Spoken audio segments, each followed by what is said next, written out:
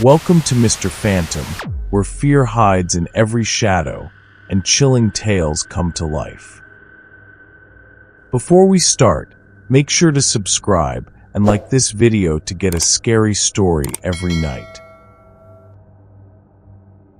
The quiet of the night always has a way of whispering its own stories.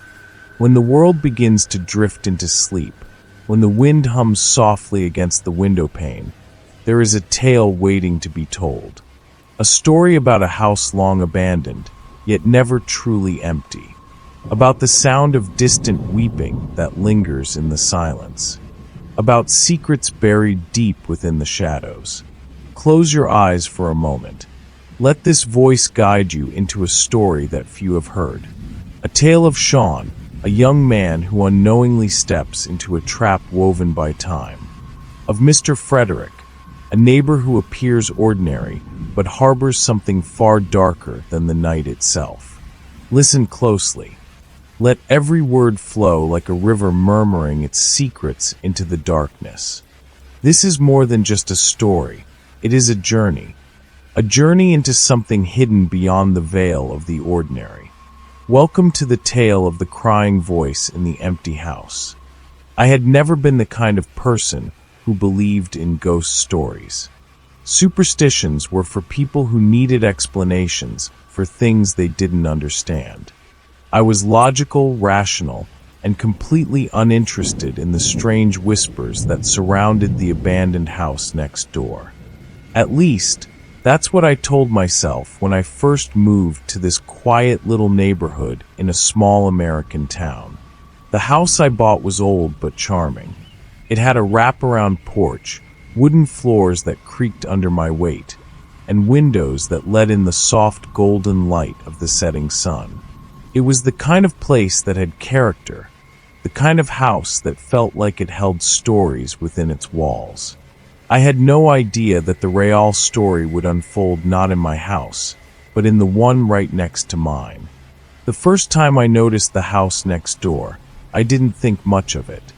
It was just another neglected property, its once white paint peeling away like dead skin, its windows dark and hollow.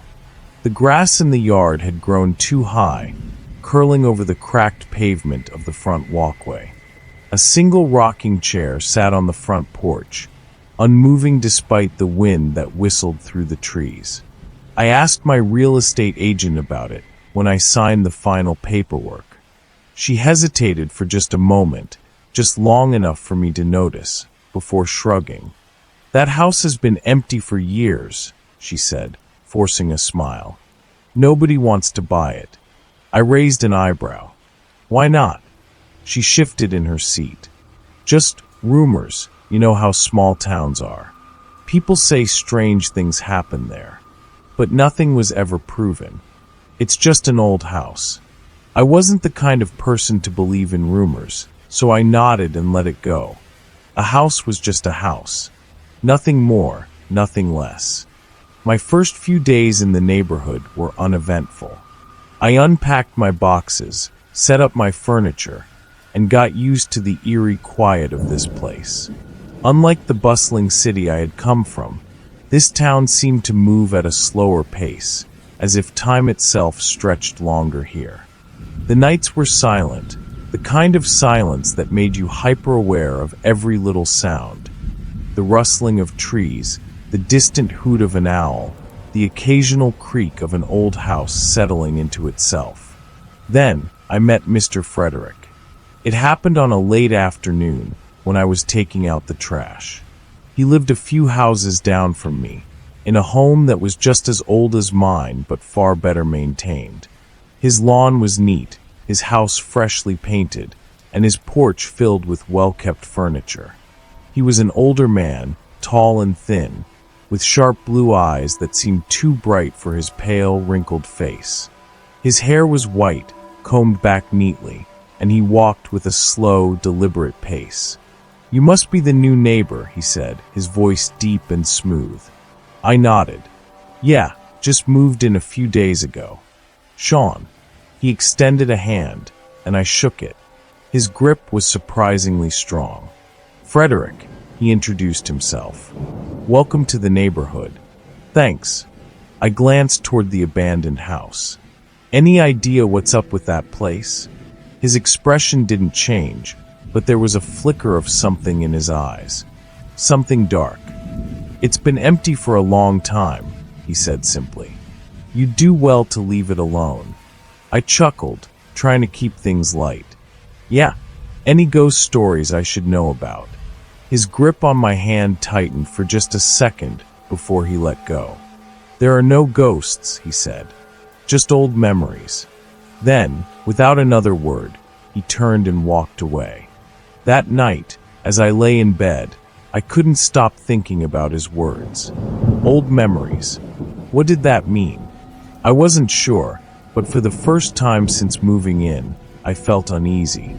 And then I heard it. At first, I thought it was my imagination, a faint sound carried by the wind. But the longer I lay there, the clearer it became. A soft, muffled sobbing. It was coming from the house next door. I sat up in bed, my pulse quickening. The sound was distant, barely audible, but unmistakable. Someone was crying. I got out of bed and walked to the window, pushing aside the curtain. The house stood in the moonlight, its dark windows staring back at me like empty eyes. The porch was still. The rocking chair had not moved. But the crying continued. It was the sound of a child, a little girl. I swallowed hard. Maybe it was just the wind. Maybe I was tired. But deep down I knew better. Something was in that house. And it was crying. I told myself I was imagining things. It had to be the wind, or maybe an animal outside making strange noises. But no matter how many times I tried to convince myself, the truth sat like a heavy weight in my chest. That was a child crying. The sound was so faint that if I hadn't been paying attention, I might have missed it. It drifted through the cool night air like a whisper, barely reaching my ears, but it was there. A soft, shuddering sob coming from inside that abandoned house. I checked the clock on my nightstand, 2:13 a.m. I should have gone back to bed, ignored it, let it fade into the night like a forgotten dream. But something about that sound made it impossible to turn away.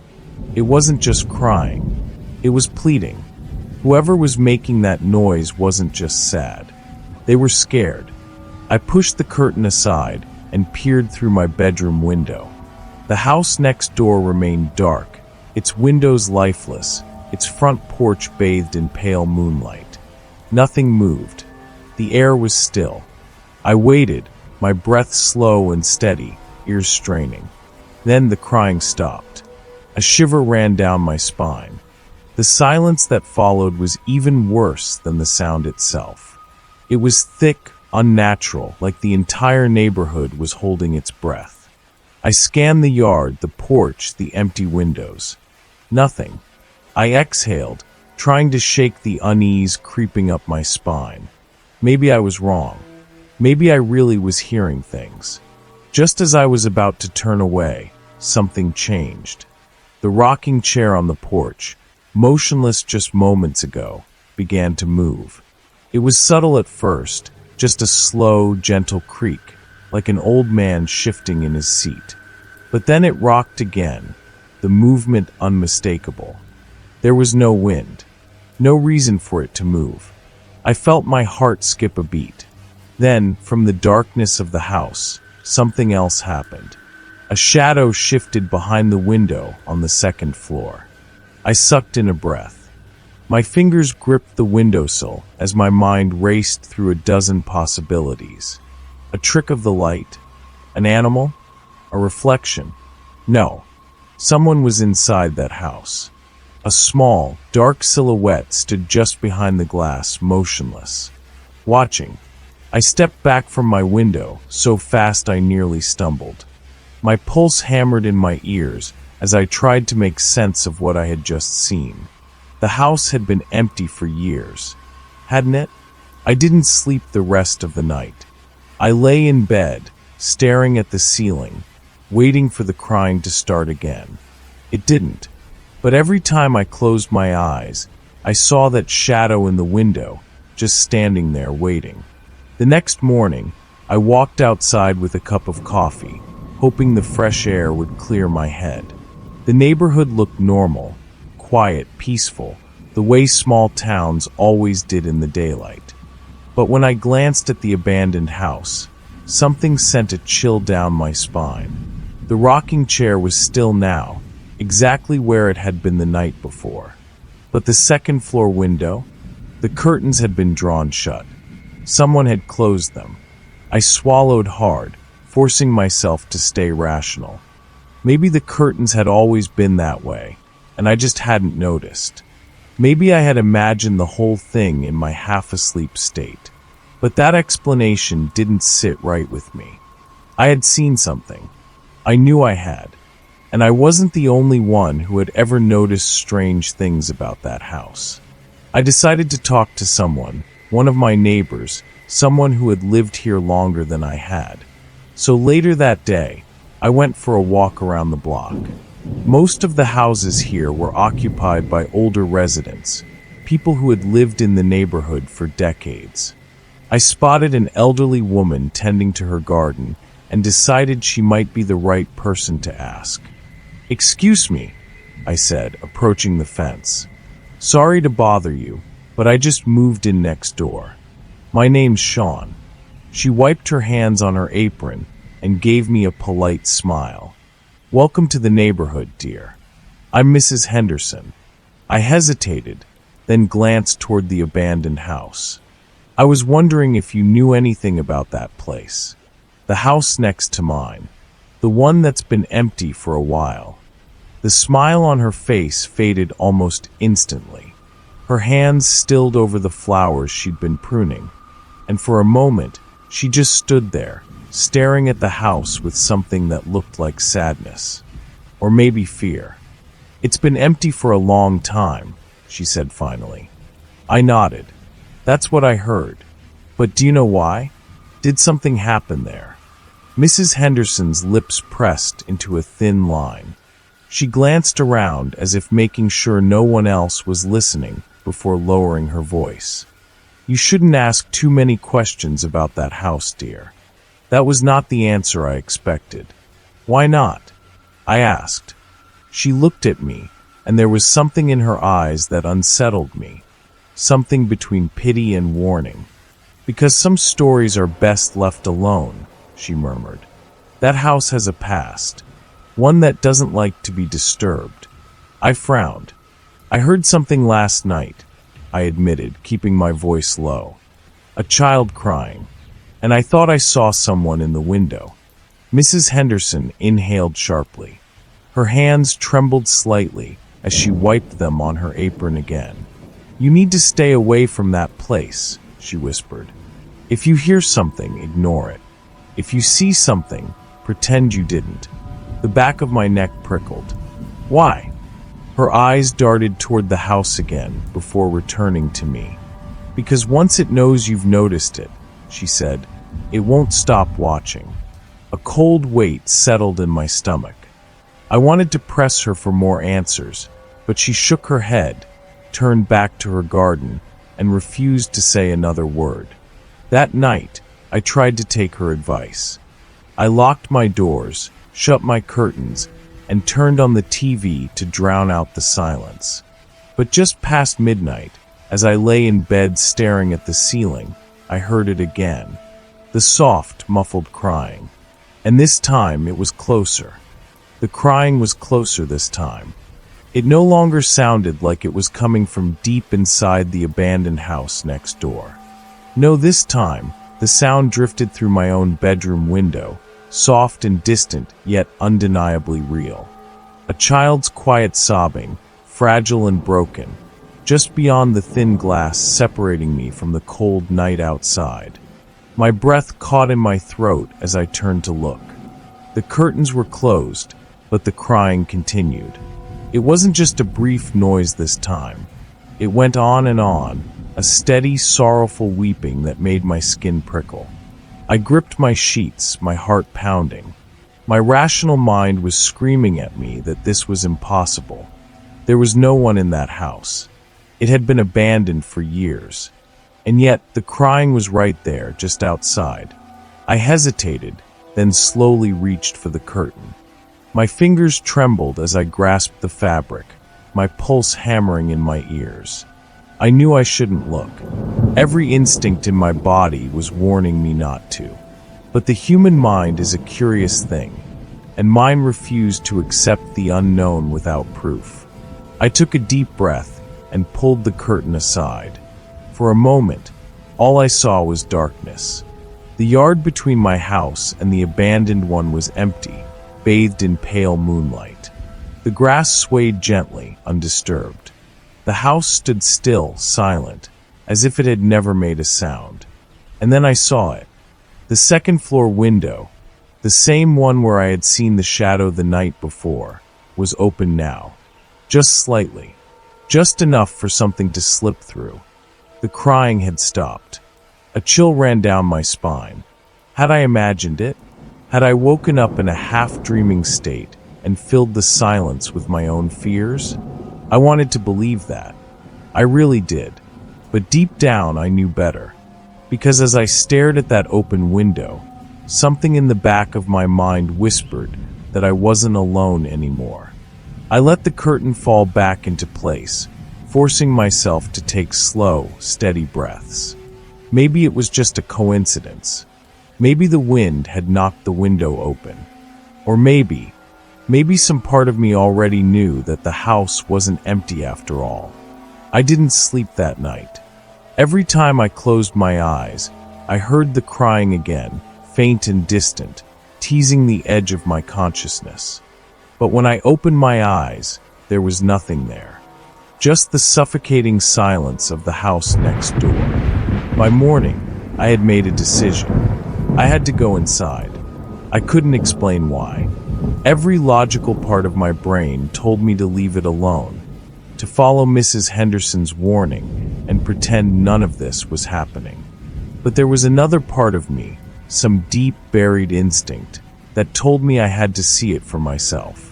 I had to know the truth. So that evening, just before the sun dipped below the horizon, I walked across my yard toward the house. The closer I got, the more wrong it felt. The air around it seemed heavier, thicker, like it was pressing against my skin. The overgrown grass tangled around my ankles as I stepped onto the cracked pavement of the front walkway. The house loomed before me, its peeling paint and boarded-up windows making it look like a corpse left to decay in the open air. I reached the porch steps and hesitated. The rocking chair was still there, motionless in the evening light. My stomach twisted. It had moved before. I knew it had. I forced myself to push forward, my boots creaking against the rotting wood as I climbed the steps. The front door stood before me, tall and imposing, its surface weathered by time.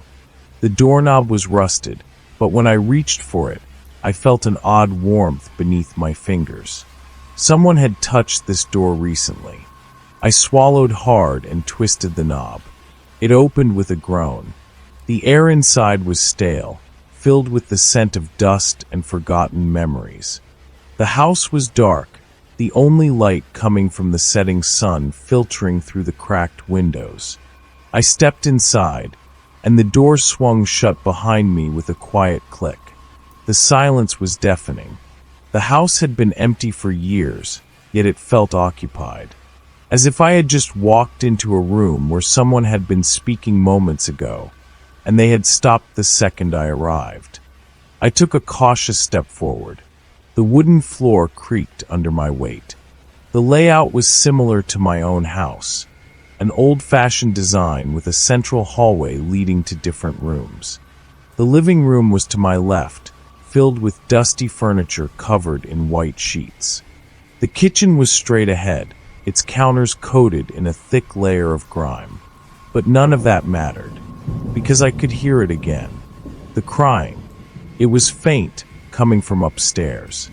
I clenched my fists, every nerve in my body telling me to turn around and leave. But my feet moved on their own, step by step, toward the staircase at the end of the hall. The old wooden steps groaned as I climbed, the air growing colder with each step. The crying became clearer now, soft, fragile, as if the child was just behind the next door. I reached the second floor and paused.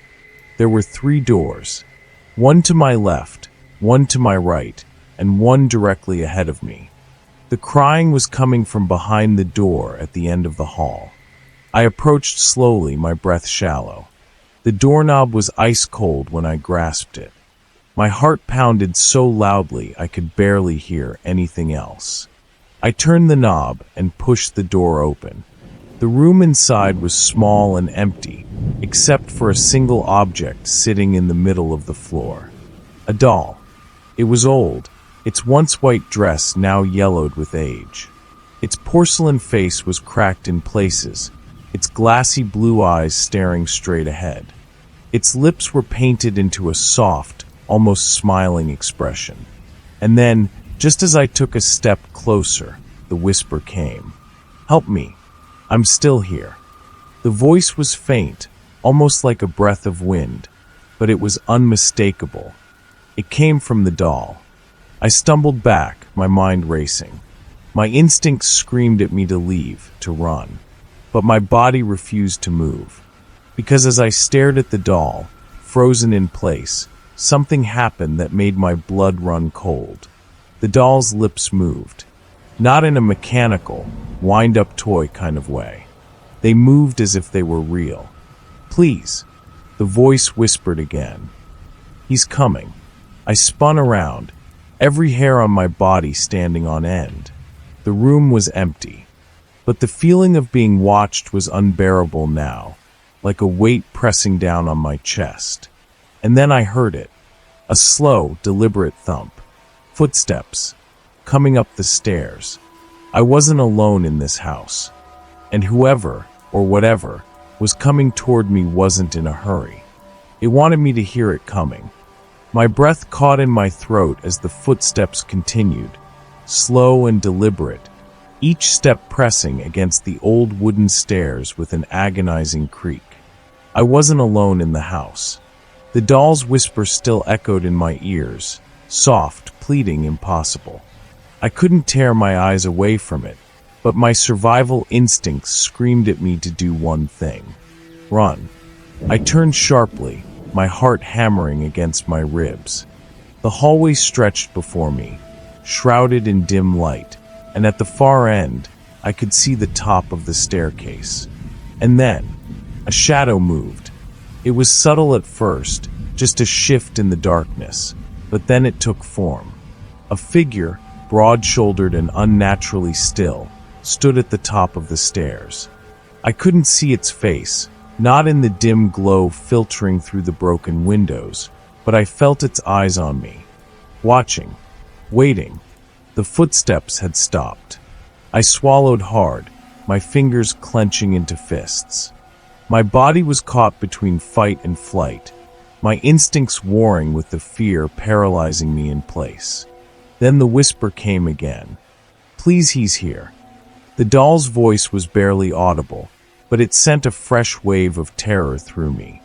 The figure at the stairs moved. Not a step, not a shift of weight. It just tilted its head. The unnatural movement sent my heart racing. Whoever, or whatever, was standing there wasn't acting normal. The tilt of its head was too slow, too precise, like an animal studying prey. And then, a low chuckle filled the air. Deep, raspy, and devoid of warmth. The sound slid down my spine like ice, and that was enough to break my paralysis. I bolted. I didn't think. I just moved, pushing past the suffocating fear and sprinting toward the hallway. My only thought was to get out. Out of the room. Out of the house. As far away as possible. The moment my feet hit the hallway floor, the figure moved. I heard the rush of footsteps behind me, fast and heavy, and my stomach twisted with the sickening realization I wasn't going to make it. But then, the bedroom door beside me slammed shut. On its own. I staggered back, nearly losing my balance. The hallway went silent. The presence behind me, the one that had been right on my heels, was gone. For a moment, all I could hear was the wild pounding of my own heartbeat. My breath came in short, ragged gasps as I turned toward the closed door. It had locked itself. I reached for the knob, hesitating. I didn't want to open it, not really, but I needed to know. A loud thump came from the other side. I stumbled back, barely biting back a yell. Something was in there. No, not just something. Someone. And I had nearly run straight into them. I forced myself to move, to turn away from the door and focus on my escape. The stairs were just ahead, the way out so close I could taste it. I took one step, and the whisper returned. "You can't leave." My body went cold. The voice wasn't coming from the doll anymore. It was coming from the walls. I spun around, my pulse roaring in my ears. The house, the whole house, was whispering now. The air buzzed with low, hushed voices overlapping, murmuring things I couldn't understand. I had to get out. I forced my legs to move, sprinting down the stairs, skipping steps in my desperation. The front door loomed ahead, slightly ajar, the fading evening light spilling through the gap. I reached for the doorknob. Slam. The door shut before my fingers could touch it. I skidded to a stop, my heart nearly exploding in my chest. I yanked at the knob, twisting, pulling, locked. I was trapped. Behind me, the whispering grew louder. The air turned suffocatingly thick, pressing against my skin like unseen hands. Then, a new sound joined the whispers. Footsteps. From the second floor. Slow. Heavy. Coming down the stairs. I turned, dread coiling in my stomach. The figure was back. It stood at the top of the staircase, watching me. And this time, I could see its face. Mr. Frederick. The neighbor I had spoken to just days ago. The man who had told me to stay away from this house. He stood there, his face shrouded in shadow, his lips curled into an almost smile. But his eyes were empty, lifeless, like a doll's. "You shouldn't have come here, Sean." His voice was low, almost gentle, but it carried something beneath the surface. Something cold, something hungry. The house seemed to breathe around us, the air shifting, the walls creaking as if they were alive. I backed away, my fingers still fumbling with the locked door. Mr. Frederick took a step down, then another. His movements were slow, methodical, like he had all the time in the world.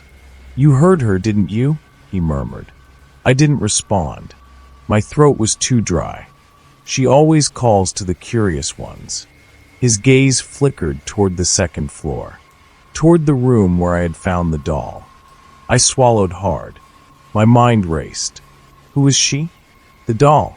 The child I had heard crying? Mr. Frederick's lips curled into a wider smile. She just wanted someone to play with. A sickening realization settled in my gut. This wasn't just some haunted house.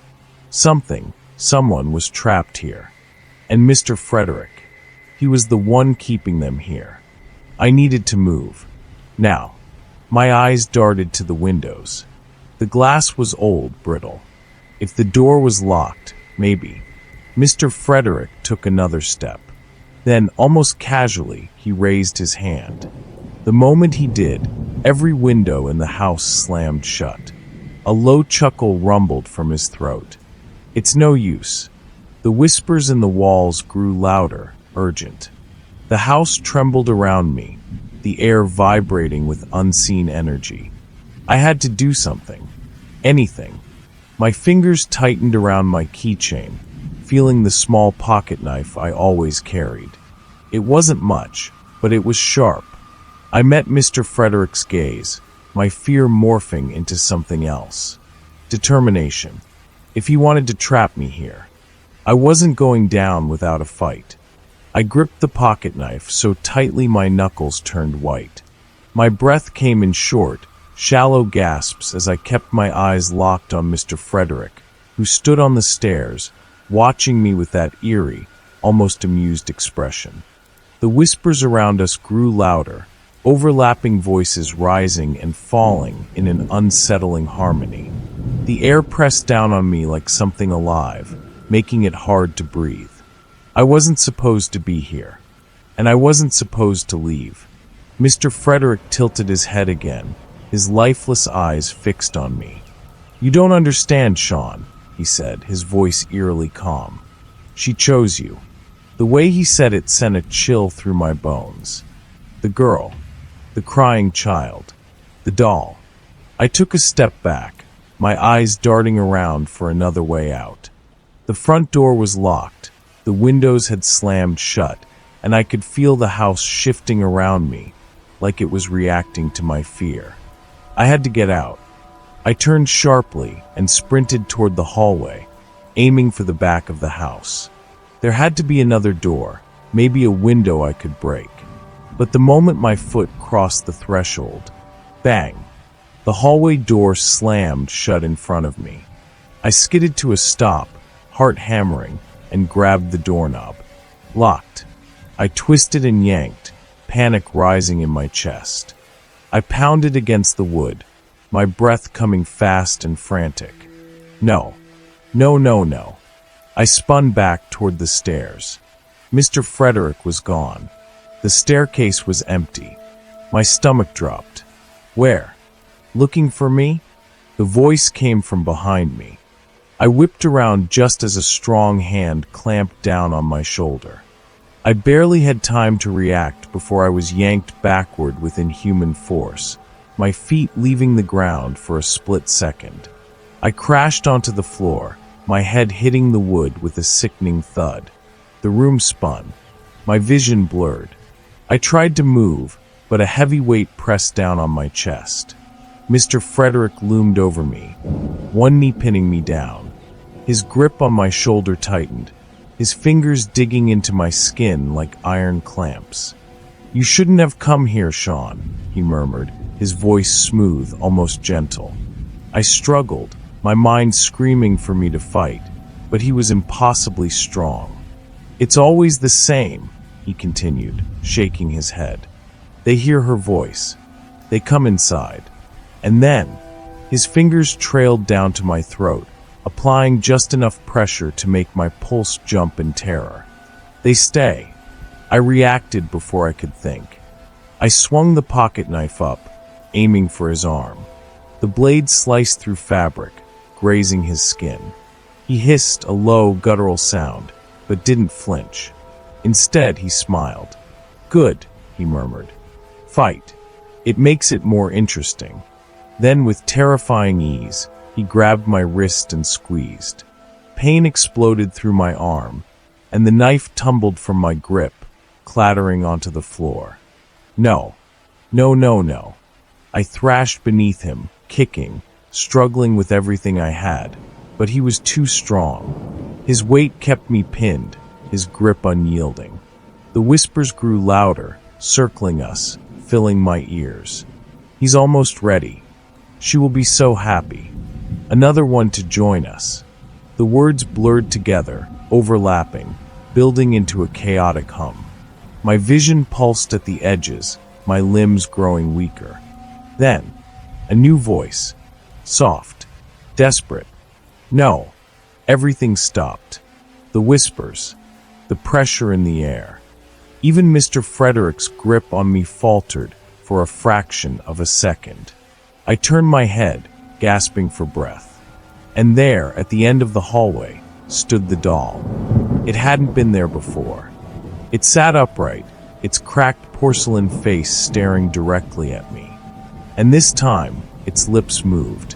"Let him go," it whispered. The room shook. The air vibrated, the walls groaning under an unseen force. Mr. Frederick's expression darkened. "You," he growled, his grip tightening again. "You don't get to decide." The doll's glassy eyes blinked. "Neither do you. Then, without warning, the entire house lurched. The floor beneath us tilted, throwing us off balance. A gust of frigid air rushed through the room, sending objects crashing, dust swirling in chaotic patterns. Mr. Frederick snarled and staggered back, his grip on me breaking. I didn't hesitate. I grabbed the knife and scrambled to my feet, my legs shaking beneath me. The house was coming alive. Shadows stretched across the walls, twisting into long, clawed fingers. The whispers turned into screams, overlapping voices crying out in rage, fear, and something else, something that sounded almost like relief. I didn't stop to question it. I ran. The doll's voice followed me. Hurry. I sprinted through the chaos, dodging falling debris, the air thick with dust and shadow. The front door. It was open. I didn't stop to think about how or why. I just ran for it. Behind me, I heard Mr. Frederick roar in fury. Something slammed into the walls, shaking the house to its foundation. The air buzzed with electricity, the pressure unbearable. I threw myself through the doorway.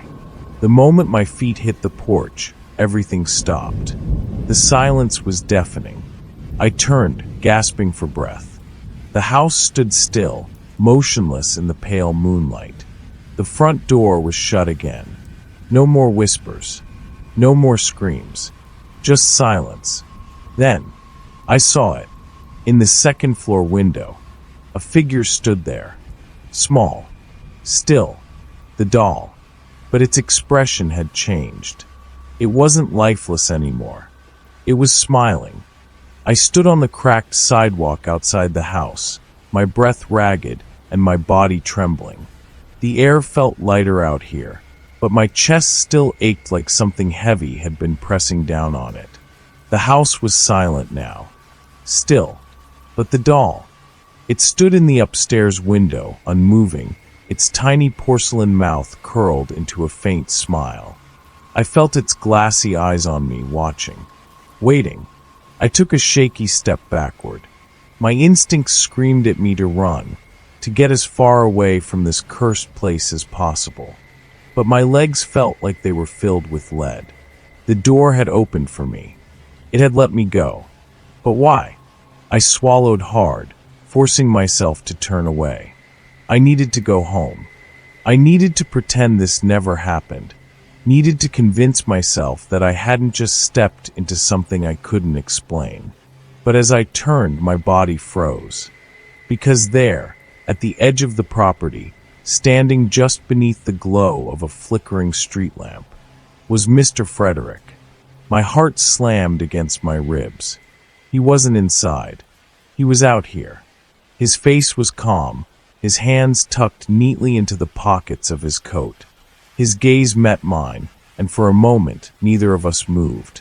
Then slowly, so slowly, he smiled. Not like before. Not that eerie, amused smirk. This smile was something else. Something final. I couldn't move. I couldn't breathe. Then he spoke. "You think it's over, don't you?" My stomach twisted. He took a step forward. I took a step back. The world around us seemed unnaturally quiet. No wind, no rustling leaves, no distant hum of traffic. Just the two of us. "She likes you, Sean." His voice was smooth, unhurried. "She chose you." I shook my head, my throat too dry to speak. "I was like you once," he continued, tilting his head as he studied me. "Curious. Foolish. But you were lucky. She let you leave." His smile widened. For now, a cold dread seeped into my bones. I took another step back, my hands clenched into fists. "Stay away from me," I managed to croak. Mr. Frederick chuckled. "Oh, Sean." He sighed, almost pitying. "You still don't understand, do you?" I swallowed hard. "Understand what?" I whispered. He took another step closer, his eyes never leaving mine. "You never really left." A sharp, icy shiver ran down my spine. No, I was standing outside. I was free. The house was behind me, its doors shut, its whispers silenced. I wasn't trapped. I wasn't. Then I noticed something. The street lamp above him flickered, and so did the one behind me, and the one stretching down the road in both directions, like a glitch in reality, like the world itself was wrong. I turned my head, my breath catching in my throat. The street looked the same. My neighborhood, the familiar houses, the sidewalks I had walked 100 times. But something was missing. No cars, no distant city noise, no wind, no sound. It was like I had stepped into a painting of my world, almost identical, but not quite real. I looked down at my hands. They were trembling, my fingers stiff with cold. Something in my gut twisted. This wasn't right. I turned back to Mr. Frederick, panic rising in my chest. "What did you do?" I rasped. His expression didn't change. I didn't do anything. His gaze flickered past me, back to the house. She did. I followed his eyes, my heart hammering. The doll was still there, still smiling, but this time it was waving. Not a natural movement, not a childlike gesture. It was slow, deliberate, like it was saying goodbye. A sharp ringing filled my ears. My body swayed, my vision blurring for just a second. And then, the house door opened, not with a creak, not with a groan of old wood, just, silently, an invitation, a demand. Mr. Frederick took a step back, as if to say, "Your turn now." And suddenly I knew. I had never escaped. Not really. I had only been let go long enough to understand. I belonged to the house now. To her. My breath came in shallow gasps. My hands curled into my jacket, as if that could anchor me to reality, to something solid. But it was too late. I had stepped into something far bigger than myself. And now, I could feel it happening. My fingers, they were stiff. My skin, cold. I looked down, my stomach twisting into a sick knot. The color was fading from my hands. No, not fading, changing. The flesh was hardening, the texture turning smooth. Not like skin, like porcelain. I stumbled back, shaking my head, horror rising in my throat like bile. This wasn't real. This wasn't happening. I clutched my arms, but even that felt wrong. My joints resisted, bending too stiffly, moving too precisely, like a puppet on strings. Mr. Frederick watched, his expression unreadable. "It doesn't hurt," he murmured. "Not for long." I gasped for breath, trying to shake off the numbness crawling up my limbs. The house whispered again, calling me back. The doll in the window tilted its head, and for the first time I understood. It wasn't smiling because it was happy. It was smiling because it knew. It had been like me once, and now it was waiting for me to take its place. The whispers grew louder. The ground beneath me seemed to tilt, and in the last moments before the darkness took over, I heard her voice one last time. Soft, sweet. "Don't be afraid, Sean. I was just like you once." I tried to scream. I tried to run, but my legs wouldn't move the way they should. My body was rigid, my joints stiff. My fingers no longer curled into a fist like they once did. They clinked together, hollow and fragile. Porcelain. I was turning into porcelain. The cold crept up my arms, my chest tightening as though my very bones were hollowing out.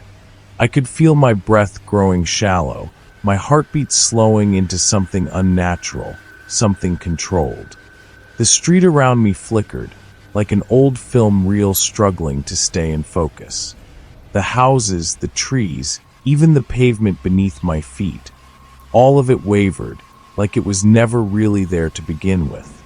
Mr. Frederick watched with the patience of someone who had seen this before, many times before.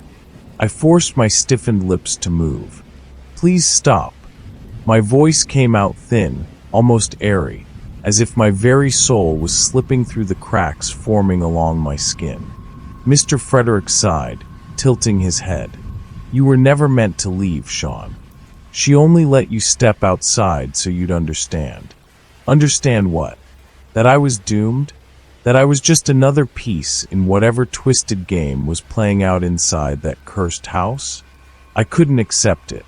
I wouldn't. I clenched my jaw, forcing my legs to move. The effort was excruciating, like bending dry twigs ready to snap under the slightest pressure. My arms felt weightless, but not in a freeing way. More like I was losing control over them. Mr. Frederick stepped forward, calm as ever. "You need to go back now." His voice was steady, almost comforting, like a parent coaxing a child to bed. I turned my head toward the house. The door was still open, blackness yawning beyond it. The whispers had returned, swirling through the air like wind through brittle leaves.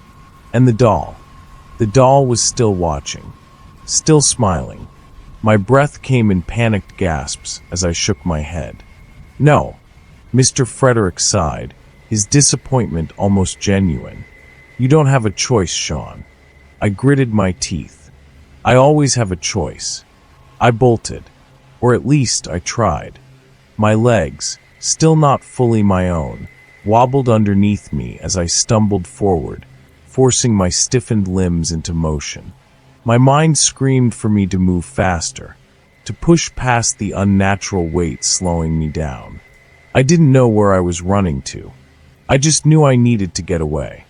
From the house, from the whispers, from him. But the moment I crossed the street, everything shattered. Not like glass breaking, like reality itself caving in on itself. 1 second, I was running toward the sidewalk, my chest heaving with exertion. The next, I was somewhere else. The cold night air vanished. The scent of damp leaves and old wood filled my nostrils. The dim glow of the street lamps disappeared, replaced by darkness so complete it felt alive. I wasn't outside anymore. I was inside. Inside the house. Inside the room. The door had never been open. I had never escaped. My legs buckled beneath me, and I collapsed onto the wooden floor, my breath coming in ragged, uneven gasps. The walls around me groaned, the entire house breathing in quiet anticipation. I turned my head and saw the mirror. It stood against the far wall, its surface murky and cracked with age. But it wasn't the broken glass that made my stomach twist.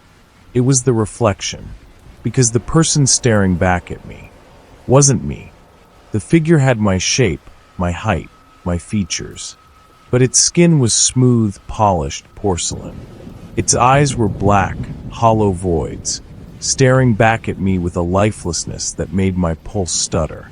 It lifted a hand. I lifted mine instinctively, but I hadn't meant to. The reflection was moving me. I gasped, jerking back from the mirror. And when I did, the reflection did not. It stayed in place, watching me with its empty, soulless stare. I couldn't breathe. I scrambled backward, my limbs stiff and awkward, the porcelain creeping higher up my arms, my chest, my throat. The whispers surged, circling me, pressing into my ears. I squeezed my eyes shut, my hands clamping over my ears to block them out. No, this wasn't real. I wasn't supposed to be here. I wasn't supposed to become this. Sean. My breath hitched. The voice wasn't a whisper. It was hers. Soft. Familiar. The little girl.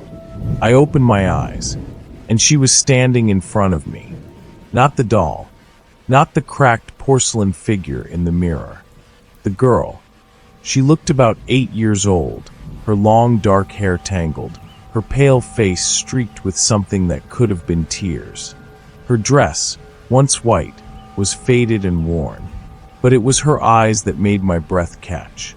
They weren't lifeless. They weren't hollow. They were pleading. "Help me," she whispered.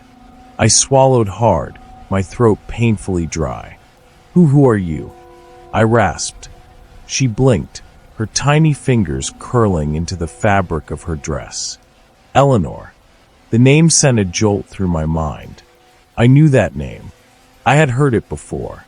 I turned to the mirror again, and the reflection was different. The porcelain figure was still there, but something in its posture had shifted. Its hollow eyes weren't focused on me anymore. They were focused on her. "Eleanor." I turned back to her, my heart hammering. "Eleanor, is that you? The real you?" She nodded, her lower lip trembling. "He won't let me leave." A chill rushed through me. Mr. Frederick. He had done this to her. He had trapped her in the doll. I clenched my fists. I couldn't let that happen to me. I wouldn't. I turned back to the mirror, the realization crashing down on me like a tidal wave. This wasn't just a mirror. It was a prison, a reflection of the souls that had been claimed by this house. By him. And if I didn't stop this, I would be next. The air in the room grew heavier, pressing down on my chest like a weight. The whispers swelled, no longer distant but circling me, wrapping around my ears like an invisible fog. My reflection in the mirror remained still, its porcelain face cracked at the edges, its hollow eyes locked onto mine. I wasn't looking at a reflection anymore. I was looking at what I was becoming. Eleanor trembled beside me, her small fingers curling into the tattered fabric of her dress. Her voice was barely above a whisper. "We have to stop him." My breathing was shallow, my body stiffening further with every passing second. I could feel it, my skin hardening, my movements growing sluggish. The transformation was nearly complete. I swallowed hard, trying to fight the fear rising in my throat. "How?" I managed to ask. Eleanor's eyes darted toward the mirror. "It's not just a reflection," she said, her voice trembling. "It's a doorway, a trap. If you look too long, it takes you." I felt my stomach drop. "That's how he keeps you here." She nodded.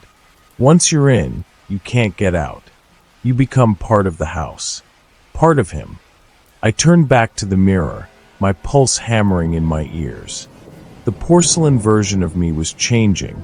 Its lips were moving now, whispering something soundless. The cracks in its face deepened, spreading like veins beneath the surface. Then, its mouth twisted into a smile. A slow, knowing smile.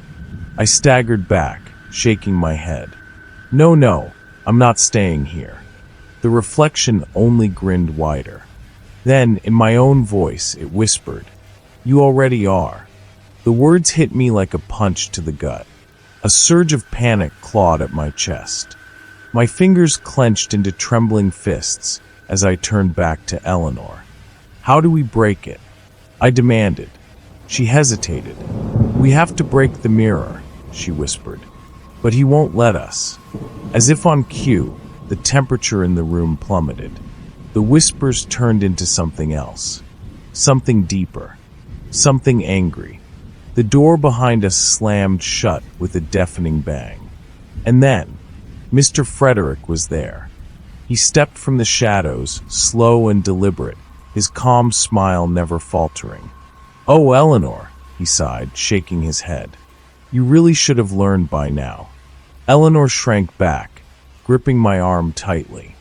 I forced myself to meet his gaze, even as my pulse roared in my ears. "You did this to her," I spat. "You trapped her here. You're trying to trap me." Mr. Frederick simply tilted his head, amusement flickering in his cold eyes. "Not trying, Sean. I already have." A sharp, ice-cold pain shot through my chest. I gasped, stumbling forward as my knees buckled beneath me. My hands trembled violently as I looked down. The porcelain was spreading faster now, creeping up my neck, locking my limbs into place. I was seconds away from losing myself completely. Mr. Frederick sighed. It's easier if you don't fight it. I gritted my teeth. I'm not giving up. His expression darkened. You should. The walls of the house groaned around us. The whispers turned into an eerie, humming chant, growing louder, pressing against my skull. The mirror, my mirror, flickered. The porcelain figure inside tilted its head, its grin widening into something grotesque. It raised a hand, and against my will, my own hand lifted too. I let out a choked gasp, trying to force my arm down. But it wasn't mine anymore. The reflection was controlling me now. Eleanor's grip tightened around my wrist. "Sean, listen to me," she whispered urgently. "You have to break free before it pulls you in completely." My body was no longer obeying me. I could feel myself slipping, my mind detaching from my own thoughts, my breath turning shallow and mechanical. I was becoming a doll. No, I won't let this happen. I gathered every last ounce of willpower, every last shred of who I was, and forced my fingers to curl. For a split second, just one, my arm resisted the pull of the reflection. And that was all I needed. I lunged forward, grabbing the nearest object, a heavy wooden chair, and hurled it with everything I had left. The mirror shattered. The sound was deafening, like 1,000 voices screaming at once. A rush of freezing air exploded from the glass, slamming into me with enough force to send me sprawling backward. I hit the ground hard, gasping for breath. The whispers, they were screaming. The house trembled around us. The walls cracked. The ceiling groaned. The light flickered violently, casting shadows that stretched and twisted like living things. Mr. Frederick staggered back, his calm expression finally cracking. No, but it was too late. The mirror was gone, and the moment it shattered, so did the doll. A soft, shattering sound echoed through the room. I turned my head just in time to see the porcelain figure, Eleanor's prison, crack apart. And then, she was gone. For a moment, silence. Then, a faint whisper. Not from the house. Not from the mirror. From her. "Thank you." A warmth spread through me, a gentle breeze where the cold once was. The weight on my chest lifted, the stiffness in my limbs melting away. I looked down at my hands. No porcelain. No cracks. I was me again. I exhaled shakily, pushing myself up onto trembling legs. The house around me was still crumbling, the walls buckling, the ceiling splitting apart. Mr. Frederick was still there, but something was different now.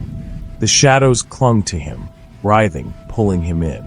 His eyes locked onto mine, filled with something I had never seen before. Fear. "You don't understand," he rasped, his voice barely audible over the collapse of the house. "Without the mirror, there is no way out." The realization hit me like a freight train. The house wasn't just falling apart. It was collapsing in on itself. And if I didn't get out, I was going down with it. I turned and ran.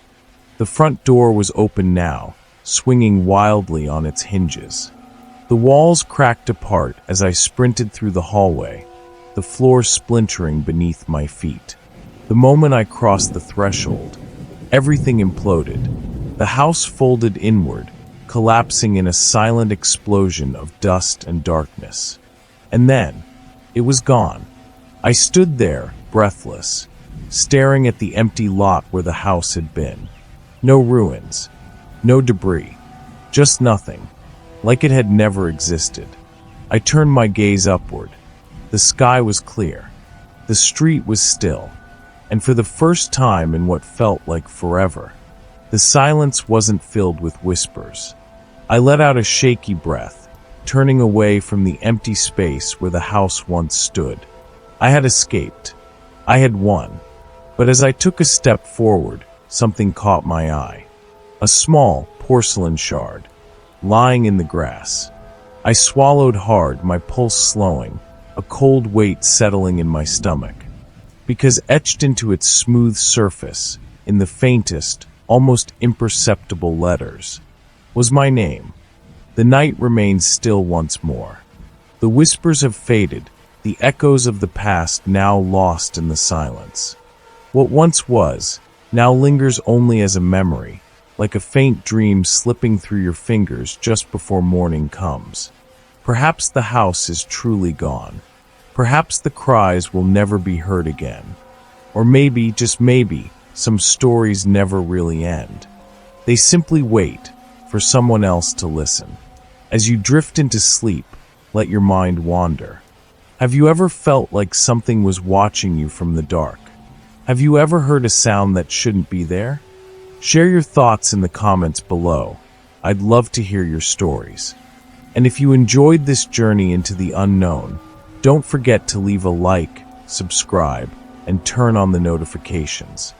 There are always more stories waiting to be told, more mysteries waiting in the shadows. For now, rest easy. And if you ever hear a whisper in the night, maybe it's best not to listen too closely. Good night.